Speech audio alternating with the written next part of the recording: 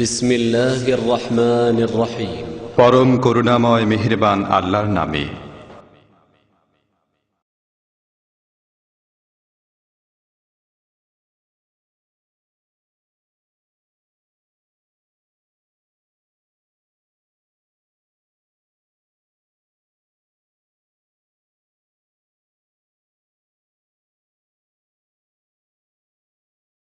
السلام عليكم ورحمة الله وبركاته. إن الحمد لله نحمده ونستعينه ونستغفره ونعوذ بالله من شرور أنفسنا ومن سيئات أعمالنا من يهده الله فلا مضل له ومن يضلله فلا هادي له وأشهد أن لا إله إلا الله وأشهد أن محمدا عبده ورسوله صلى الله تعالى عليه وعلى آله وصحبه وسلم تسليما كثيرا. يا أيها الذين آمنوا اتقوا الله حق تقاته ولا تموتن إلا وأنتم مسلمون. يا أيها الناس اتقوا ربكم الذي خلقكم من نفس واحدة وخلق منها زوجها وبث منهما رجالا كثيرا ونساء واتقوا الله الذي تساءلون به والأرحم إن الله كان عليكم رقيبا. يا أيها الذين آمنوا اتقوا الله وقولوا قولا سديدا يصلح لكم أعمالكم ويغفر لكم ذنوبكم ومن يطع الله ورسوله فقد فاز فوزا عظيما. أما بعد فإن خير الحديث كتاب الله وخير الهدي هدي محمد صلى الله عليه وسلم وشر الأمور محدثاتها وكل محدثة بدعة وكل بدعة ضلالة وكل ضلالة في النار. أعوذ بالله من الشيطان الرجيم. بسم الله الرحمن الرحيم. حافظوا على الصلوات والصلاة الوسطى وقوموا لله قانتين. وقال رسول الله صلى الله عليه وسلم صلوا كما رأيتموني أصلي. আল্লাহ পাক রব্বুল আলামিনের সমস্ত প্রশংসা যে আল্লাহ পাক রব্বুল আলামিন আমাদেরকে সৃষ্টি করেছেন এবং আমাদেরকে উম্মতে মুসলিমার অন্তর্ভুক্ত করেছেন। সেই আল্লাহর যাবতীয় প্রশংসা যে আল্লাহ পাক রব্বুল আলামিন মানব জাতির ওপর 5 ওয়াক্ত সালাত 5 ওয়াক্ত নামাজ ফরজ করেছেন। সালাত এবং সালাম নাযিল প্রিয় নবী মুহাম্মদুর রাসূলুল্লাহ সাল্লাল্লাহু আলাইহি ওয়াসাল্লামের প্রতি, যিনি নামাজের তরিকা, নামাজ কেমন করে পড়তে হবে সে সম্পর্কে সুন্দরভাবে উম্মতকে শিখিয়ে দিয়েছেন। আল্লাহ পাক রব্বুল আলামিন আমাদের উপর 5 ওয়াক্ত সালাত ফরজ করেছেন এবং 5 ওয়াক্ত সালাত কিভাবে পড়তে হবে তা শিখিয়ে দেওয়ার জন্য যখন 5 ওয়াক্ত সালাত ফরজ হয় মেরাজের রাতে, তার পরের দিনেই জিবরাইল আলাইহিস সালাতু সালামকে আল্লাহ পাক রব্বুল আলামিন মক্কাতুল মুকাররমায় পাঠান। মুয়াত্তা মালিক হাদিস রয়েছে এবং 2 দিন অবস্থান করেন জিবরাইল আলাইহিস সালাম রাসূলুল্লাহ সাল্লাল্লাহু আলাইহি সাল্লামের সাথে মক্কায়। একদিন আউয়াল ওয়াক্তে নামাজ পড়ে আর একদিন শেষ ওয়াক্তে নামাজ পড়ে, এবং নামাজ কিভাবে পড়তে হবে তা সুন্দরভাবে দেখিয়ে দেন। এই হচ্ছে মুসলিমদের নামাজ। নবী করিম সাল্লাল্লাহু আলাইহি সাল্লাম যেভাবে নামাজ পড়েছেন, যেভাবে সালাত সম্পাদন করেছেন, সেইভাবে প্রত্যেক মুসলিমকে, সে পুরুষ হোক অথবা নারী হোক, সকলকে সেই রকমই নামাজ পড়তে হবে। নামাজের অবস্থা আমাদের দেশে খুব শোচনীয় অবস্থা। অধিকাংশ মানুষ নামাজ পড়ে না, আর নামাজ পড়লেও রাসূলুল্লাহ সাল্লাল্লাহু আলাইহি সাল্লামের নামাজ পড়ে না। অল্প কিছু লোক নামাজ পড়লেও রাসূলুল্লাহ সাল্লাল্লাহু আলাইহি সাল্লামের নামাজ পড়ে না, অথবা যখন নামাজ পড়ে সেই নামাজটি রাসূলুল্লাহ সাল্লাল্লাহু আলাইহি সাল্লাম নামাজ পড়ে না। তবে এইরকম নামাজ আল্লাহ কবুল করবেন না, যে নামাজ পড়ে না তবে যখন ইচ্ছা হইল নামাজ পড়ল। এটি হচ্ছে কুপ্রবৃত্তির অনুসরণ। আল্লাহ পাক রব্বুল আলামিন ইবাদত বন্দেগীর আদেশ করেছেন, প্রবৃত্তির অনুসরণে কোনো ইবাদত হয় না। খেয়াল খুশি করলাম, যখন ইচ্ছা যতটা পারলাম করলাম, এটা ইবাদত নয়, এটা হচ্ছে প্রবৃত্তির অনুসরণ, ইত্তিবাউশ শাহওয়াত। আল্লাহ পাক রব্বুল আলামিন কঠোর শাস্তির কথা বলেছেন ওই সব লোকদেরকে, ফাখালাফা মিন বাদিহিম খালফুন আদাউস সালাত ওয়াত্তাবাউশ শাহওয়াত ফাসাউফা ইয়ালকাউনা গাইয়্যা। সূরা মারইয়ামে আল্লাহ পাক ইরশাদ করেছেন যে পরবর্তীকালে এমন কিছু লোকেরা আসবে যারা আদাউস সালাত, নামাজকে নষ্ট করবে, সালাতকে বিনষ্ট করবে, ওয়াত্তাবাউশ শাহওয়াত, এবং প্রবৃত্তির অনুসরণ করবে। আল্লাহ পাক 2টি কথা বলেছেন আয়াত। এক হচ্ছে নামাজ বিনষ্ট করা। নামাজ বিনষ্ট করা বিভিন্ন দিক থেকে হইতে পারে। এক হচ্ছে নামাজ আল্লাহ 5 ওয়াক্ত ফরজ করেছেন, খেয়াল খুশি পড়লো 3, 2, মাঝে মধ্যে কখনো 5, কখনো 4, কখনো 3, ফজর সূর্য ওঠার পরে জুমা পড়লো, বহু রকমের নামাজ বিনষ্টকারী লোকেরা রয়েছে এই দিক থেকে, সংখ্যার দিক থেকে। আর এক নামাজ নষ্ট করা হচ্ছে, নামাজ পড়লো 5 ওয়াক্তই হয়তো, কিন্তু নবী করিম সাল্লাল্লাহু আলাইহি ওয়াসাল্লাম যেভাবে সালাত আদায় করেছেন, নামাজ পড়েছে, সেইভাবে নামাজ পড়লো না, তারাও নামাজ নষ্ট করলো। নামাজে ঘাটতি করলো অথবা বাড়তি করলো। নামাজ যেভাবে নবী করিম সাল্লাল্লাহু আলাইহি ওয়াসাল্লাম বলেছেন, যেভাবে পড়েছেন সেভাবে না পড়ে তাতে কিছু বাড়ালে বিদাত হয়। আর কমালে, যদি ফরজ কমিয়ে দেয়, রুকুন কমিয়ে দেয়, তো নামাজই হয় না। ওয়াজিব কমিয়ে দিলে, জেনে শুনে কমিয়ে দিলে নামাজ হয় না। সুন্নাত কমিয়ে দিলে নেকি কমে যায়, নবী করিম সাল্লাল্লাহু আলাইহি ওয়াসাল্লামের তরিকার নামাজ হয় না। এইভাবে নামাজ বিভিন্ন রকম ভাবে মানুষ নষ্ট করে থাকে। আল্লাহ পাক তাদের কথা বলেছেন যে পরবর্তীতে এমন কিছু লোকেরা আসবে, আদাউস সালাত, যারা সালাতকে বিনষ্ট করবে, ওয়াত্তাবাউস শাহওয়াত, এবং প্রবৃত্তির অনুসরণ করবে। তাহলে যারা খেয়াল খুশি যখন ইচ্ছে যখন পারলাম পড়লাম, তারা বলে যে আমরা নামাজ পড়ি, কিন্তু তারা এই আয়াতের আলোকে ওয়াত্তাবাউস শাহওয়াত, তারা নামাজ নষ্ট করার মাধ্যমে প্রবৃত্তির অনুসরণ করে। নামাজ আজকে বিশেষ করে নামাজ সম্পর্কে নামাজের ভুল ত্রুটি, কারণ আমাদের দেশে যে প্রচলিত নামাজ আছে সেই নামাজ রাসূলুল্লাহ সাল্লাল্লাহু আলাইহি ওয়াসাল্লাম নামাজ থেকে অনেক দূরে। বিনা বাড়াবাড়িতে এই বিষয়টি বা এই কথাটি অনেক মানুষকে কষ্ট দিবে যারা সঠিক নামাজ পড়ে না, ওই দেশাচার নামাজ পড়ে, কিন্তু জানে না যে কোরআন এবং হাদিসে কি নামাজ রয়েছে, নবী সাল্লাল্লাহু আলাইহি ওয়াসাল্লামের সহিহ হাদিস মোতাবেক কি ধরনের নামাজ রয়েছে। তারা যখন দেখবে যে তাদের নামাজের এত পার্থক্য ওই হাদিসগুলির সাথে, তাদের নামাজ সম্পর্কে যখন আলোচনা করব যে এগুলি নামাজে ভুল, তখন তাদের কষ্ট লাগবে। কিন্তু কষ্ট নিলে লাভ হবে না, বরং নামাজের সংশোধন করতে হবে। আল্লাহ পাক বিবেক দিয়েছেন, তা দিয়ে আপনি কাজ নিয়েছেন কিনা, উপকৃত হয়েছেন কিনা, জবাবদেহি করতে হবে আল্লাহর সামনে। বিশেষ করে যখনই দেখবেন যে আমরা একরকম নামাজ পড়ছি, আরেক দল আরেক রকম পড়ছে, প্রশ্ন আপনার মনে জাগে, এ প্রশ্নের উত্তর খুঁজতে হবে আপনাকে। আপনি গোড়ামি করে একটা ধরে থেকে যাবেন, প্রশ্নের উত্তর খুঁজবেন না। আল্লাহর সামনে আপনার এই বিবেক বুদ্ধি যে আল্লাহ দিয়েছেন, এর জবাবদেহি করতে হবে। তারপর আল্লাহ পাক রব্বুল আলামিন শিখার সুযোগ দিয়েছেন, যেমন যারা যেসব ভাইরা সৌদি আরব এসেছেন অথবা প্রচার মাধ্যমে নামাজ সম্পর্কে, সঠিক নামাজ সম্পর্কে জানতে পারছেন, তারপরে জানলেন না, তাহলে জবাব দিতে হবে যে আল্লাহ পাক শিখার সুযোগ দিয়েছিলেন, তারপরে কেন শিখেননি। আল্লাহ পাক রব্বুল আলামিন সূরা বাকারার আয়াত নম্বর 238 ইরশাদ করেছেন, হাফিজু আলাস সালাওয়াত, নামাজের হেফাজত তোমরা করো। আল্লাহ পাক রব্বুল কোরআনে কারীমে নামাজের হেফাজতের কথা উল্লেখ করেছেন কয়েকটি আয়াতে। আর নামাজ সম্পর্কে যতগুলি আয়াত রয়েছে, 100-র বেশি আয়াত রয়েছে, অধিকাংশ আয়াতগুলিতে নামাজ কায়েমের কথা আল্লাহ পাক রব্বুল বলেছেন। কায়েম করা মানে সুপ্রতিষ্ঠিত করা। এর বিভিন্ন দিক নিয়ে একটা আমার আলোচনা এর আগের আছে, যে নামাজ কায়েম কেমন করে হবে, নামাজ সুপ্রতিষ্ঠিত কেমন করে হবে, নামাজকে সোজা করবেন কি করে, কায়েম করা। একজন মানুষ সোজা দাঁড়ায়, ওকে বলে কায়েম। বসে থাকলে ওকে কায়েম বলা হয় না, শুয়ে থাকলে ওকে কায়েম বলা হয় না, বাঁকা হয়ে থাকলে ওকে কায়েম বলা হয় না। তো নামাজ কেমন করে কায়েম করবেন সে সম্পর্কে একটা বিস্তারিত আলোচনা আছে, সেইভাবে নামাজ কায়েম করতে হবে। নামাজ কায়েম হওয়ার একটি দিক হচ্ছে যেইভাবে রাসূলুল্লাহ সাল্লাল্লাহু আলাইহি ওয়াসাল্লাম নামাজ পড়েছেন শুরু থেকে শেষ পর্যন্ত, সেইভাবে নামাজ পড়তে হবে।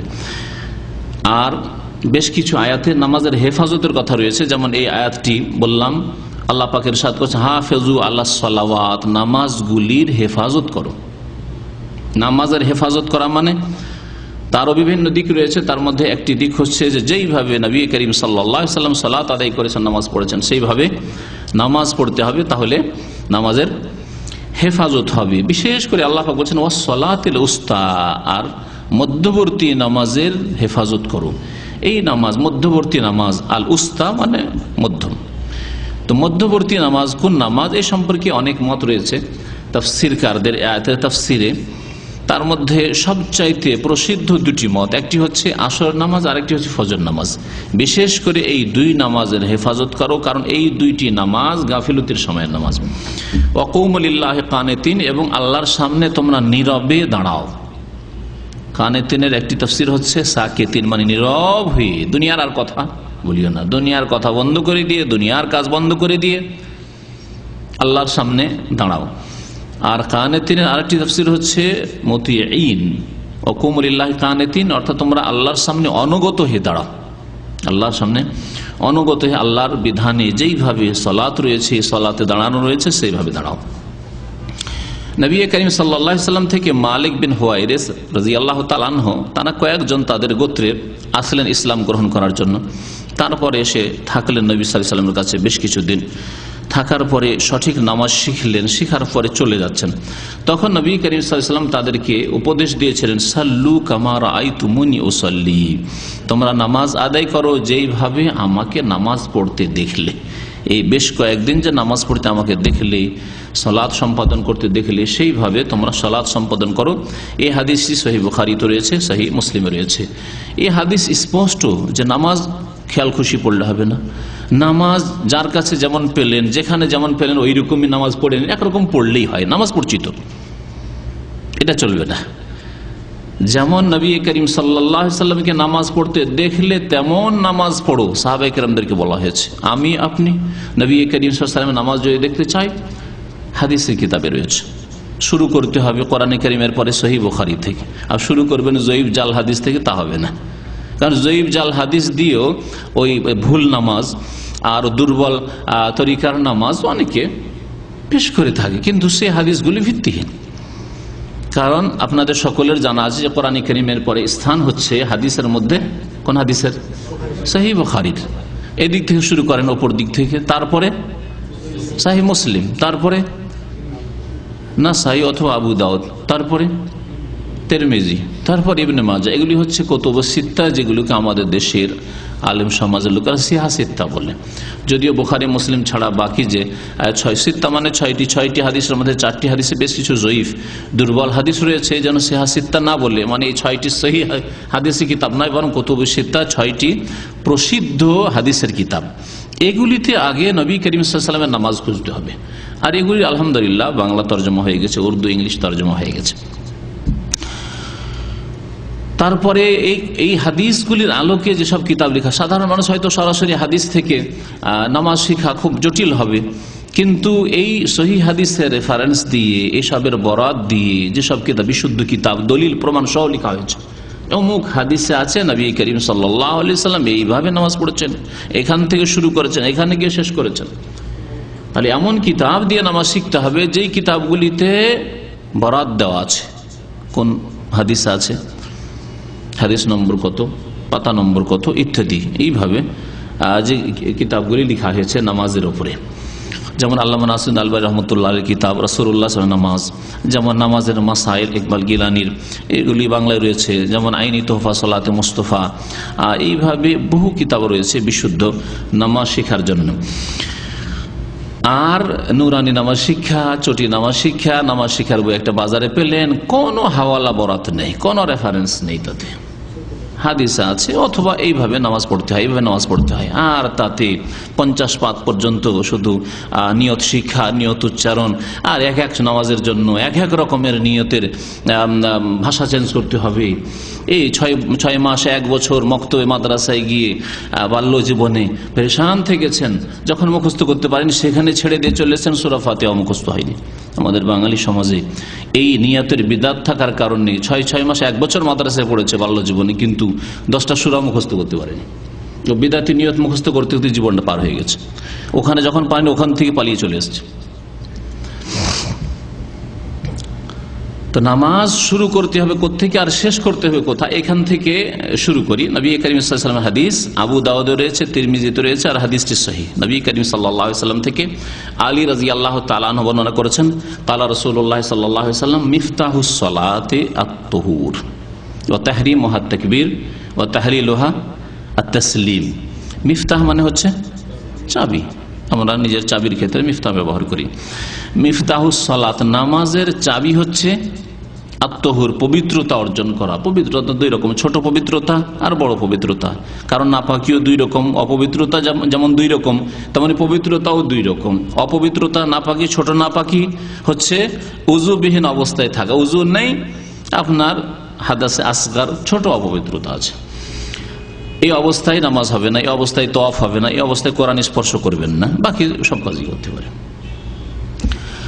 আর বড় অপবিত্রতা হচ্ছে গোসল ফরজ হয়ে থাকা, গোসল ফরজ হয়ে থাকা।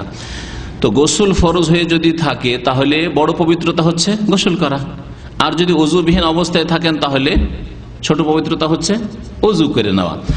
তো নামাজের চাবি হচ্ছে পবিত্রতা অর্জন করা। যদি গোসল ফরজ হয়ে থাকে গোসল করে নেওয়া, যদি ওযু না থাকে ওযু করে নেওয়া।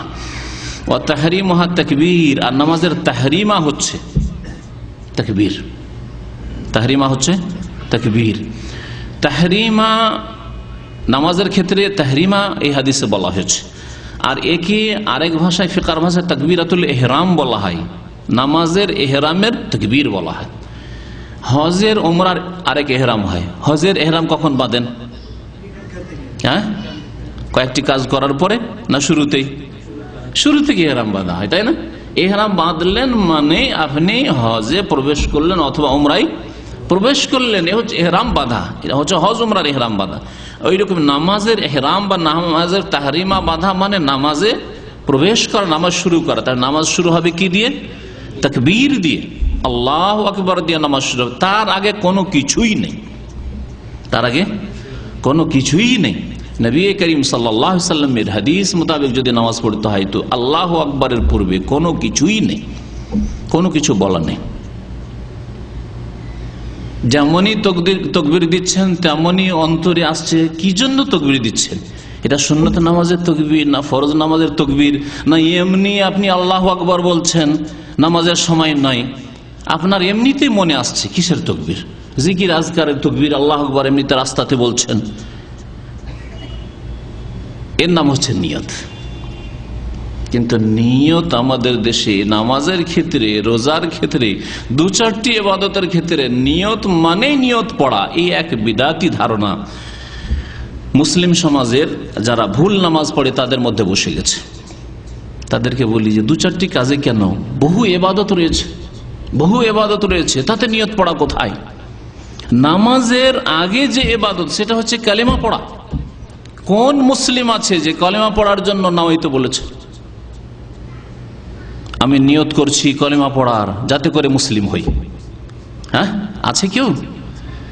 ইসলামের যে পাঁচটি পিলার, নামাজের আগের যে পিলারটি লা ইলাহা ইল্লাল্লাহ মুহাম্মাদুর রাসূলুল্লাহ, শাহাদাত দান করা, আশহাদু আল্লা ইলাহা ইল্লাল্লাহ ওয়া আশহাদু আন্না মুহাম্মাদার রাসূলুল্লাহ বা মুহাম্মাদান আবদুহু ওয়া রাসূলুহু, কোথায় এর নিয়ত? এটি ইবাদত নয়, বরং এটি সবচেয়ে বড় ইবাদত। এই ইবাদত যদি কারণ না থাকে, অন্তরে বিশ্বাস এবং কথায় উচ্চারণ, তাহলে কোনো ইবাদত কবুল হবে না। আরো স্পষ্ট করে বলি, আমাদের দেশে অনেকে মুসলিম হয় ওয়াজ মাহফিলগুলিতে, আর এখানে মুসলিম হচ্ছে। আমাদের দেশেও যেসব লোকেরা মুসলিম হচ্ছে, কোন নতুন মুসলমানকে যখন কলেমা পড়তে এসছে তখন না হয়তো পড়িয়েছেন? আপনি না হয় বলবেন আমি জন্মসূত্রে মুসলিম, আমার তো আগে থেকে আছে, তারপরে তো লা ইলাহা ইল্লাল্লাহ মুহাম্মাদুর রাসূলুল্লাহ অনেক সময় পড়ছেন, তখন না হয়তো পড়েন না। তো সেটাও তো আপনি ইবাদতের উদ্দেশ্যে পড়ছেন, আল্লাহ সন্তুষ্টির জন্য পড়ছেন। যখন প্রথম ইসলামে প্রবেশ করলো, ইসলামের প্রথম পিলার পুরা করছে, তখন তাকে নাওয়াইতো পড়ান না কেন? নাওয়াইতো পড়ান, আর তারপরে বলেন আশহাদু আল্লা ইলাহা ইল্লাল্লাহ ওয়া আশহাদু আন্না মুহাম্মাদার রাসূলুল্লাহ পড়ান, তাহলে তো মুসলমান হবে। কারণ নিয়ত করলেন না, কি করে মুসলমান হইল? সেখানে যদি মুসলমান হইতে পারে তাহলে নামাজে কি করে আবার নাওয়াইতো পড়তে হবে? বিনা নাওয়াইতোতে নামাজ হবে না? আশ্চর্য কথা। এই পার্থক্য কেন? এই তো ইসলামের মূল বিষয় আপনাদেরকে চিন্তা করার জন্য দিলাম। তার মাতা পিতার সেবা ইবাদত নয়, মাতা পিতার সেবা বড় নেকির কাজ নয়, বরং সুন্নত নফল নামাজ ছেড়ে দিতে হবে মা বাবার খাতিরে, প্রয়োজনে। সুন্নত ফরজ ছাড়া যে কোনো নামাজ ছেড়ে দিতে হবে মা বাবার খাতিরে। আল্লাহ পাক রব্বুল আলামিন আল্লাহর তাওহীদ একত্রের পরে ওয়াকাদা রব্বুকা আল্লা তা'বুদু ইল্লা ইয়াহু ওয়া বিল ওয়ালিদাইনি ইহসানা, তাওহীদের পরে আল্লাহ মাতা পিতার সাথে সদ্ব্যবহার কথা বলেছেন। তাহলে সেখানে মাতা পিতার জন্য টাকা পাঠাচ্ছেন, ড্রাফট করছেন এই বিদেশ থেকে, মাতা পিতার জন্য আপনি কিছু উপহার দিয়ে পাঠাচ্ছেন, কোথায় নাওয়াইতো পড়া আপনার? নাওয়াইতো পড়েন না, তাহলে এগুলি কবুল হচ্ছে কি না প্রশ্ন আপনি নিজেকে করেন। কারণ আপনি নাওয়াইতো পড়া লোক। যেসব ভাইরা নাওয়াইতো পড়া লোক তাদেরকে বলছি, যেসব ভাইরা নামাজের জন্য নাওয়াইতো পড়া লোক, আর হজ উমরার জন্য নাওয়াইতো পড়া লোক, আর রোজার জন্য নাওয়াইতা নাসুমা গাদান পড়া লোক, তাদেরকে চিন্তা করতে বলছি যে আপনাদের মাতা পিতার সেবা শুদ্ধ হচ্ছে কিনা বিনা নাওয়াইতো পড়ায়। যদি সেখানে শুদ্ধ হয় তাই নামাজ অবশ্যই শুদ্ধ হবে। আর নামাজে যদি লাগে নামাইতো পড়া, রোজাতে যদি নামাইতো পড়া লাগে, তো মাতা পিতার সেবা অবশ্যই লাগবে। ড্রাফট করার সময় অবশ্যই নামাইতো পড়তে হবে, তারপর ড্রাফট করতে হবে। টাকাটা হাতে তুলে দিলেন, বাবা মাকে কোনো একটা উপহার তুলে দিলেন, তো নামাইতো পড়তে হবে, তারপরে দিতে হবে। কেউ তো করেন না এরকম। তো নবী করিম সাল্লাল্লাহু আলাইহি ওয়াসাল্লাম বলেছেন, মিফতাহুস সালাতিত তাহুর ওয়া তাহরিমুহা তাকবীর। নামাজের তাহরিমা হচ্ছে, আরম্ভ হচ্ছে আল্লাহু আকবার দিয়ে। আল্লাহু আকবারের পূর্বে কোনো কিছুই নেই। কিন্তু আমাদের দেশে আল্লাহু আকবারের পূর্বে 1, 2, 3 বিদাত আছে। এক বিদাত নয়, কয় বিদাত আছে? ট্রিপল বিদাত আছে। একটি বিদাত যদি কোন আমলের মধ্যে হয়, তাহলে সেই আমল কবুল হবে না। কোন আমলের মধ্যে, কোন ইবাদতে যদি একটি বিদাত প্রবেশ করে, তাহলে সেই আমল কবুল হবে না। মনে রাখবেন কায়দা, এটা শরীয়তের বিধান। আর যদি কোন মানুষের জীবনে, একটি ইবাদতে নয়, কোন মানুষের পুরো লাইফে, সারা জীবনে যদি একটি বড় শিরক দাখিল হয়, একটি বড় শিরকের প্রবেশ ঘটে, তাহলে তার জীবনের কোনো আমল আল্লাহর কাছে থাকবে না, সমস্ত আমল নষ্ট হয়ে যাবে। পার্থক্য বুঝতে পারলেন শিরক আর বিদাতে? যদি বিদাত হয় কোনো একটি আমলে, তাহলে সেই আমলটি নষ্ট হয়ে যাবে। আর শিরক যদি মানুষের জীবনে একটি শিরক হয়, আর শিরক থেকে তওবা না করে, সমস্ত আমল নষ্ট হয়ে যাবে। এর দলিল কোরআন এবং হাদিস। আল্লাহ পাক কোরআনে কারীমে ইরশাদ করেছেন, 18 জন নবীর কথা সূরা আনআমে উল্লেখ করার পরে শিরক সম্পর্কে, ওয়ালাউ আশরাকু লাহাবিত আনহুম মা কানু ইয়ামালুন। তারা যদি শিরক করে, 18 জন নবীর কথা আল্লাহ উল্লেখ করা বলছেন, তারাও যদি শিরক করে, নূহ আলাইহিস সালাম, ইব্রাহিম, মুসা, ঈসা, মুহাম্মদ রাসূলুল্লাহ, আম্বিয়া রসুলগণ, 25 জন রসুলের কথা কোরআনে কারীমে রয়েছে, তার মধ্যে 18 জন কথা উল্লেখ করার পর আল্লাহ বলছেন, তারাও যদি শিরক করে, লাহাবিত আনহুম, তাহলে বরবাদ হয়ে যাবে, নষ্ট হয়ে যাবে, মা কানু ইয়ামালুন, যা কিছুই তার আমল করেছিল, সমস্ত আমল নষ্ট হয়ে যাবে। তাহলে শিরক সমস্ত আমলকে নষ্ট করে দেয়। পক্ষান্তরে বিদাত, যেই আমলে বিদাত ঢুকবে সেই আমল নষ্ট করে দেবে। এর দলিল নবী করিম সাল্লাল্লাহু আলাইহি ওয়াসাল্লামের প্রসিদ্ধ হাদিস। মা আয়েশা রাদিয়াল্লাহু তাআলা আনহা বর্ণনা করেছেন, সহিহ মুসলিমে রয়েছে, সহিহ বুখারীতেও রয়েছে, মান আমিলা আমালান লাইসা আলাইহি আমরুনা ফাহুয়া রাদ্দুন। যেই ব্যক্তি এমন কোন আমল করবে, লাইসা আলাইহি আমরুনা, যেটা আমার আদর্শ মোতাবেক নয়, আমার সুন্নত মোতাবেক নয়, আমার তরিকা মোতাবেক নয়, লাইসা আলাইহি আমরুনা, আমার আদেশ মোতাবেক যদি হয়, আমার আদর্শ মোতাবেক যদি হয়, আমার তরিকা মোতাবেক হয়, তাহলে তো কবুল হবে। আর যদি সেটা আমার তরিকার বিপরীত হয়, লাইসা আলাইহি আমরুনা ফাহুয়া রাদ্দুন, তাহলে সেটা মরদুদ, প্রত্যাখ্যাত। রাদ্দুন মানে মরদুদুন, রাদ্দে আরুদ্দ মানে রিজেক্ট করে দেওয়া, প্রত্যাখ্যান করে দেওয়া, ছুঁড়ে ফেলে দেওয়া। কেউ আপনাকে কিছু দিতে আসছে, কবুলের বিপরীত হচ্ছে রদ। আপনি ছুঁড়ে ফেলে দিলেন, নিলেন না, এটা হচ্ছে রদ করে দাও। আমার কথা রদ করি না, আমরা বাংলা ভাষা তো ব্যবহার করি, তাই না? হ্যাঁ, ফাহুয়া রাদ্দুন, সেটা প্রত্যাখ্যাত হয়ে। তাহলে যেই আমলে বিদাত ঢুকবে, একটি বিদাত, মান আমেলা আমালান, একটি আমল করলো, আর সেই আমলে একটি সুন্নতের খেলাফ, নবী সাল্লাল্লাহু আলাইহি ওয়াসাল্লামের তরিকার খেলাফ কাজ করলো, বাড়াইলো কিছু, ফাহুয়া রাদ্দুন, সেটা প্রত্যাখ্যাত, কবুল হবে না। তাহলে চিন্তা করুন, নামাজের শুরুতে 3 বিদাত দিয়ে যদি নামাজ শুরু করেন, তো সেই নামাজ কবুল হবে? সেই নামাজ কবুল হবে? চিন্তা করেন আপনি। 3 বিদাত কি কি? এক হচ্ছে প্রথম নিয়তের আগে ওরা নিয়ত পড়ে না, যায় নামাজের দোয়া। ও আচ্ছা আচ্ছা, যায় নামাজের দোয়া যেটি পড়ে, সেটা কোথায় পড়তে হবে? মুসলিম শরীফের হাদিস তুলে ধরছি আপনাদের সামনে একটু পরে। আগে নিয়ত দিয়ে শুরু করি। নিয়ত পড়ার বিষয় নয়, নিয়ত হচ্ছে করার বিষয়। আপনারা এখানে এসছেন, নিজ নিজ নিয়তে এসছেন, তাই না? আলহামদুলিল্লাহ, এবং ইনশাআল্লাহ তাআলা আপনাদের নিয়ত সম্পর্কে আমার ভালো ধারণা যে আপনারা এখানে দিনের কথা শোনার জন্য এসছেন। কিন্তু এমনও কেউ ব্যতিক্রম হইতে পারে, কিছু লোকের মধ্যে ব্যতিক্রম 1-2 জন হইতে পারে। কারণ আমাদের অনেক ভাইয়েরা, যদি কেউ বন্ধু দেখা করতে চায়, আচ্ছা মঙ্গলবারে অমুক সময় চলে আসো, এসা পরে ওখানে আসলে দেখা হয়ে যাবে। দেখছি যে না, এই লোকের সাথে দেখা যদি করতে হয়, আর ওর কাছে কিছু টাকা ধার নিতে হবে, বা ওর কাছে আমার পার্থিব গরজ আছে, ও ইসলামিক সেন্টার না গেলে পাচ্ছি না, সেই গরজে হয়তো এসছে, তাহলে সেটাও তো তার নিয়ত। কিন্তু কেউ নামাজ তো পড়েনি এখানে, যারা দিন শুনতে এসছেন তারাও নামাজ তো পড়ে আসেননি। আর যারা দুনিয়ার গরজে কেউ যদি এসে থাকে একজন দুজন, তাহলে সেও নামাজ তো পড়েনি, তাই না? কিন্তু ইন্নামাল আমালু বিন্নিয়াহ, নবী করিম সাল্লাল্লাহু আলাইহি ওয়াসাল্লাম বলেছেন, মানুষ যেই রকম নিয়ত করবে, উদ্দেশ্য করবে, তেমন তার ফল হবে।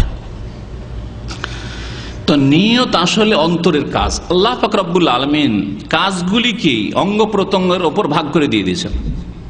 চোখকে কিছু ডিউটি দিয়েছেন, কানকে ডিউটি দিয়েছেন, নাককে ডিউটি দিয়েছেন, মুখকে ডিউটি দিয়েছেন, জিহ্বাকে ডিউটি দিয়েছেন, হ্যাঁ, ব্রেন বুদ্ধিকে ডিউটি দিয়েছেন, হাতকে আল্লাহ ডিউটি দিয়েছেন, পাকে ডিউটি দিয়েছেন, কলবকে, হৃদয়কে ডিউটি দিয়েছেন।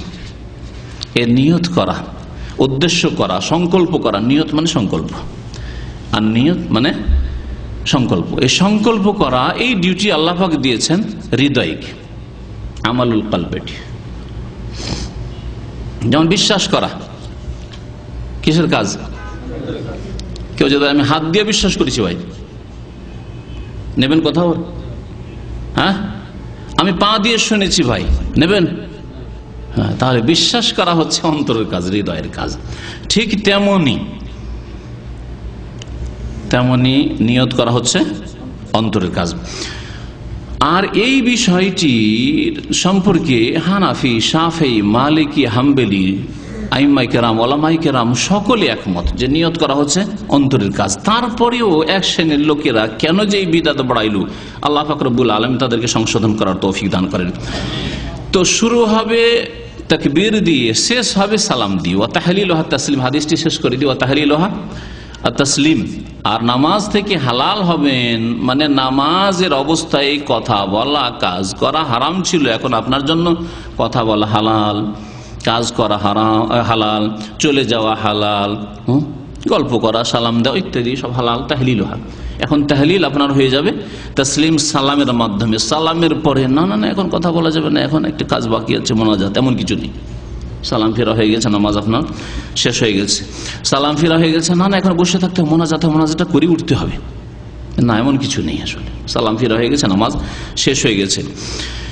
তো প্রথম বিদআত হচ্ছে নিয়ত পড়া। নিয়ত পড়ার বস্তু নয়, নিয়ত হচ্ছে করার বস্তু। নিয়ত করতে হবে, নিয়ত করা হয় এখান থেকে। কিন্তু বিদআতপন্থীদের এক শ্রেণীর লোকেরা যারা পড়াশোনা করেছে মাদ্রাসায়, তাদের অন্তরে বক্রতা আছে, তারা মিথ্যা অপবাদ দিয়ে থাকে কোরআন সুন্নাহ অনুসারীদের উপর। তারা বলে থাকে এরা নিয়তি করে না, নিয়তি করে না, এদের কাজ কি করে হবে, এদের নামাজ কি করে হবে। অথচ তারা বিদআতে নিয়ত পড়ে, আর নিয়ত প্রত্যেকে করে। যারা ভালো কাজ করে তারাও নিয়ত করে, আর যারা মন্দ কাজ করে তারাও নিয়ত করে। বিনা নিয়তে কোনো কাজ হয় না। একটি কথা আরো বলে দিই, একমাত্র এক শ্রেণীর লোকের কোনো নিয়ত থাকে না। তারা কারা বলতে পারেন? অনেকদিন আগে একবার বলেছিলাম যে একমাত্র মানুষের মধ্যে এক শ্রেণীর লোক আছে যার কোনো নিয়ত নেই, তারা নিয়ত করে না। কে বললেন? পাগল। আহসান, মাশাআল্লাহ, বেস্ট উত্তর দিয়েছে।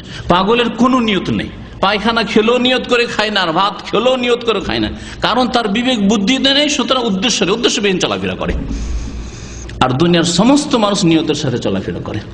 ভালো কাজ করলো নিয়তের সাথে, এখন যাচ্ছি আমি অফিসে, এখন যাচ্ছি আমি বাড়িতে, এখন যাচ্ছি ভালো কাজে, এখন যাচ্ছি মন্দ কাজে, খারাপ উদ্দেশ্য নিয়ে যাচ্ছি, মন্দ উদ্দেশ্য নিয়ে যাচ্ছি, হাতটা বাড়াচ্ছি খারাপ উদ্দেশ্য নিয়ে, ভালো উদ্দেশ্য নিয়ে। প্রত্যেকে নিয়ত করে, আর নিয়ত হচ্ছে অন্তরের কাজ। একমাত্র পাগল নিয়ত করে না। নিয়ত সম্পর্কে আরো একটি আয়াত মনে পড়ল, যে আয়াতটি অনেক উলামায়ে কেরামরা পেশ করেছেন ওইসব ভাইদেরকে হেদায়েতের উদ্দেশ্যে যারা নিয়ত পড়ে। আল্লাহ পাক কোরআনে কারীমে ইরশাদ করেছেন, কুল আতুআল্লিমুনাল্লাহ বিদীনিকুম ওয়াল্লাহু ইয়ালামু মা ফিস সামাওয়াতি ওয়া মা ফিল আরদ। আল্লাহ বলছেন, হে নবী তুমি তাদেরকে বলে দাও, আতুআল্লিমুনাল্লাহ বিদীনিকুম, তোমরা কি আল্লাহকে তোমাদের দিন সম্পর্কে, তোমাদের দিনের আমল সম্পর্কে জানাতে চাও? যে আল্লাহ জানে না, জানাইতে হবে। কুল আতুআল্লিমুনাল্লাহ বিদীনিকুম, হে নবী বলে দাও তোমরা কি আল্লাহকে তোমাদের দিন সম্পর্কে, দিন কাকে বলে? ইসলামের সমস্ত বিধিবিধানের নাম দিন। তার নামাজের আমি নিয়ত করছি, নাওয়াইতু আন উসাল্লি লিল্লাহি তাআলা আরবা রাকাতিন সালাতাল ইশায়ে ফরিদাতাল লিল্লাহি তাআলা মুতাওয়াজ্জিহা ইলাল কাবাতিশ শরীফ। আল্লাহ কাবার দিকে মুখ করে আছে, উল্টো দিকে নয়। হ্যাঁ, ফরজ পড়ছি, সুন্নত নয়, বেতর নয়, 4 রাকাত পড়ছি, 3 রাকাত নয়। এই যে কথাগুলি বলছেন আপনি, আল্লাহ বলছেন আতুআল্লিমুনাল্লাহ বিদীনিকুম, তোমাদের দিন সম্পর্কে আল্লাহকে জানাতে চাও, ওয়াল্লাহু ইয়ালামু মা ফিস সামাওয়াতি ওয়া মা ফিল আরদ, অথচ আল্লাহ পাক আসমান জমিনে যা কিছু ঘটছে, যা কিছু হচ্ছে সব জানেন। আল্লাহ তো জানছেন তোমার অন্তরের কথা। তারপরে বলতে হবে, তারপরে বলা যদি শরীয়তে থাকতো নবী করিম সাল্লাল্লাহু আলাইহি ওয়াসাল্লাম নামাজে, তাহলে বলতেন। তো নামাজে যে প্রথম ভুল সেটি হচ্ছে নিয়ত পড়া। নিয়ত করতে হবে, করার বিষয়। নামাজে বা যে কোনো ইবাদত বন্দেগী নিয়ত পড়ার বিষয় নয়। নিয়ত পড়া হচ্ছে বিদআত, আর করা হচ্ছে ফরজ। নিয়ত করা হচ্ছে ফরজ। আর নিয়ত ছাড়া কেউ কোনো কাজ করে একমাত্র পাগল ছাড়া। পাগল যদি নামাজে দাঁড়িয়ে যায়, হতে পারে পাগল নামাজের দেখা দেখি দাঁড়িয়ে গেল, তাহলে সে বিনা নিয়তে দাঁড়িয়েছে, আল্লাহ এর জন্য মাফ করে দিয়েছে তাকে, যে তোমার নামাজই নেই, আর তোমার নিয়তই নাই, সেজন্য তোমার নামাজ, রোজা, হজ, যাকাত সবকিছুই তোমার মাফ, যতক্ষণ পর্যন্ত তার হুঁশ না ফিরে আসছে। দ্বিতীয় বিদআত যেটা করে আমাদের দেশের যারা দেশাচার নামাজ পড়ে, কোরআন এবং হাদিসের নামাজ পড়ে না, তারা নামাজের শুরুতে সেটা হচ্ছে ইক্তাদাইতু বিহাযাল ইমাম, মুক্তাদি হইলে কি বলে, ওই আগের নিয়ত এক বিদাতি নিয়ত পড়লো, বলছে ওটা হচ্ছে আম কথা, এখন মুক্তাদি হইলাম না ইমাম হইলাম, ওটাও তো বলতে হবে। আল্লাহ যে জানে না, ওটা জানাইতে হবে আল্লাহকে, যে আল্লাহ আমি মুক্তাদি হইলাম। আবার কোন ইমামের হইলাম না হইলাম সেটাও বলতে হবে, এই মসজিদের হইলাম না ওই মসজিদের হইলাম সেটাও তো বলতে হবে। ইক্তাদাইতু বিহাযাল ইমাম, আমি ইক্তিদা করলাম, অনুকরণ করলাম এই ইমামের, এটা বলতে হবে। এই এক বিদআত। আচ্ছা, ইমাম যদি হয় তাহলে বলতে হবে যে আমি কতটা লোকের আমি ইমাম হইলাম, এই যারা এসে গেছে তাকবীরে তাহরিমার সময় তাদেরই শুধু না, এরপরে আরো 25-50 জন আসবে, তারাকে নেব না এটা বলতে হবে না? আল্লাহ কেমনি জানবে? বলতে হবে। তাই তারা কি বলে, আনা ইমামুন লিমান হাদারা ওয়া মান লাম ইয়াহজুর। আশ্চর্য কথা, মা আনজালাল্লাহু বিহা মিন সুলতান, আল্লাহ এর কোনো সনদ নাযিল করেননি, না আল্লাহ পাক নাযিল করেছেন, না নবী করিম সাল্লাল্লাহু আলাইহি ওয়াসাল্লামের হাদিসে রয়েছে। আর আল্লাহ পাক যেমন কোরআন নাযিল করেছেন, তেমনি রাসূলুল্লাহ সাল্লাল্লাহু আলাইহি ওয়াসাল্লাম হাদিসও হচ্ছে ওয়াহী। ওয়া মা ইয়ানতিকু আনিল হাওয়া ইন হুয়া ইল্লা ওয়াহয়ুন ইউহা। নবী করিম সাল্লাল্লাহু আলাইহি ওয়াসাল্লাম প্রায় 13 বছর নামাজ পড়েছেন, মেরাজে নামাজ ফরজ হওয়ার পরে।